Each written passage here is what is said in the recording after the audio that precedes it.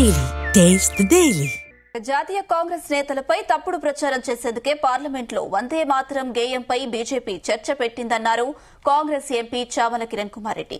ఆ చర్చలో ప్రియాంక గాంధీతో పాటు తాను పాల్గొంటున్నారన్నారు. ఇక ఏనాడు బీజేపీ తమ పార్టీ కార్యక్రమాలలో వందే మాతర గీతం పాడలేదన్నారు.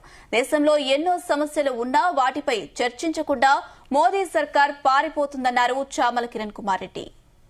వందే మాతరం ఈరోజు ప్రభుత్వం పార్లమెంట్లో వందే మాతరంపై చర్చ తీసుకురావడం జరుగుతుంది. దీంట్లో మేమందరం కూడా పాల్పంచుకుంటున్నాం.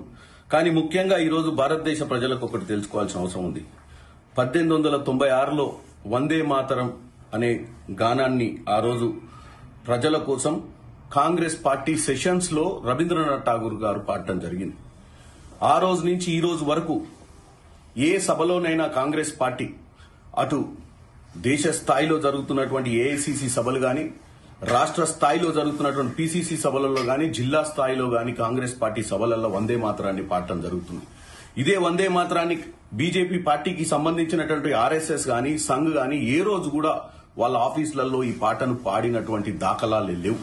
సడన్ గా ఈ రోజు బీజేపీ పార్టీ వందే మాతరం గురించి, వందే మాతరం గొప్పతనం గురించి పార్లమెంట్ లో చర్చ ఎందుకు తీసుకురావాలనుకుంటుందంటే, ఆ రోజున్నటువంటి నాయకులు గాంధీ గారిని గాని, నెహ్రూ గారిని గాని, వారి మీద చరిత్రలో వారు చెయ్యని విషయాలను వారి గురించి చెడుగా మాట్లాడి ప్రజలను తప్పుతో పట్టేయాలని చూస్తున్నారు. డెఫినెట్ గా వాళ్లే కాదు, మేము కూడా చర్చలో పాల్గొంటాం, వాస్తవాలను తీసుకొస్తాం ప్రజల ముందుకు. ఎందుకంటే పదే పదే బీజేపీ వాట్సాప్ యూనివర్సిటీ ద్వారా మా నాయకులను ఎలాగైతే వాళ్ళ మీద తప్పుడు చరిత్ర గురించి రాసి తప్పుదో పట్టేయాలని చూస్తున్నారో, దాన్ని మేము కూడా ఈ రోజు ప్రియాంక గాంధీ గారు మాట్లాడతారు, తెలంగాణ నుంచి నేను కూడా మాట్లాడుతున్నా. మేమందరం కూడా వాస్తవాలను ఈ రోజు దేశ ప్రజల ముందుకు తీసుకొస్తామని చెప్తున్నాం. వందే మాతరం ఈరోజు ప్రభుత్వం పార్లమెంట్లో వందే మాతరంపై చర్చ తీసుకురావడం జరుగుతుంది. దీంట్లో మేమందరం కూడా పాల్పంచుకుంటున్నాం. కానీ ముఖ్యంగా ఈరోజు భారతదేశ ప్రజలకు ఒకటి తెలుసుకోవాల్సిన అవసరం ఉంది. 1896లో వందే మాతరం అనే గానాన్ని ఆ రోజు ప్రజల కోసం కాంగ్రెస్ పార్టీ సెషన్స్ లో రవీంద్రనాథ్ ఠాగూర్ గారు పాడటం జరిగింది.